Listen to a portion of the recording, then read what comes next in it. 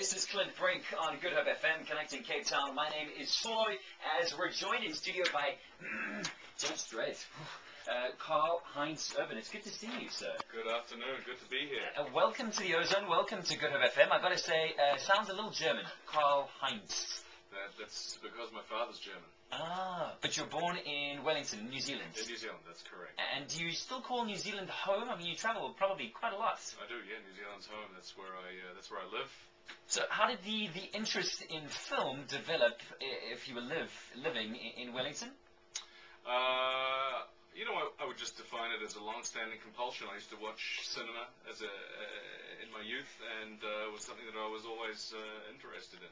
I've got to ask this may seem like a weird question, but I was reading through a whole lot of bios and reading about you a little bit more, and do you by any chance remember the very first line that you used on the very first TV show that you ever portrayed a character in? Yeah, I do. I said, "She ain't got no proper clothes on." That was my first line. I got to say, as a kid, how old were you then? 8. I got to say, for me, I remember doing a poetry Eisteddfod, and then Eisteddfod, the particular poem in question was one called No Girls Allowed. I can't remember it, but I remember the title, and similarly, She's Not Got No Proper Clothes On. Sounds like something you wouldn't forget too easily. Certainly managed to recall it for you today.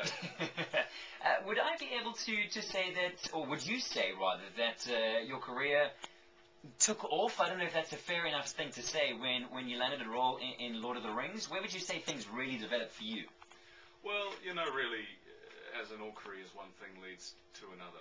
It was actually a small little New Zealand film called The Price of Milk. Yes. Which was a little fun romantic comedy that Peter Jackson saw.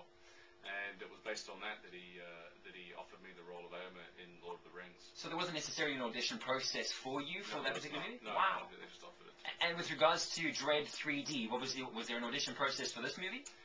No, there was not. What happened was I read the script and found it to be a really fun, action-packed, character-driven script. So I took a meeting with the producers and the writer and the director, and based upon that, we all sized each other up and decided that it would be a good fit. And Cape Town was clearly a good fit too. How long were you guys here filming in the movie? I was here for about 4 months. Wow. Yeah, I had a great time here. I mean, really, DREDD is a South African movie. I mean, we had a lot of British crew there. Yeah. Some Americans, obviously, in the cast. But we shot this at the Cape Town studios. We were the first film that shot there, and just world-class facility and world-class crews, South African crews. So, you know, you've got to check it out, guys. DREDD 3D opens this week, and it's a South African film. Do you want to share a little bit about what the story is? Yeah. You want to share some? So basically, you know, the story is a day in the life of DREDD, who is a kind of a futuristic cop.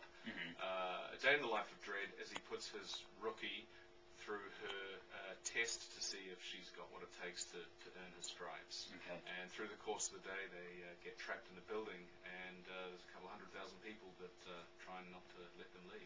I've got to say, I've got plenty more questions with regards to how you developed the character, because as I understand it, you spend the entire movie covered from head to toe. You can only see your mouth, which I can't imagine is too easy for an actor to be able to portray somebody's character and their emotions and their feelings.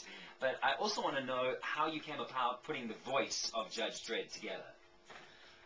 Well, the voice came out of my research. I basically discovered a panel in my research in one of the comics which describes Dredd's voice as being like a saw cutting through bone. So that was the starting point for me, and I was also aware of the fact that in the script that I was written, Dredd often used his voice as a weapon as well. So sure. it had to service both of those functions. Okay, well, hopefully I can get you to use that voice a little bit later on the show. Judge Dredd, Karl Urban is in studio. This is Good Hope FM, connecting Cape Town.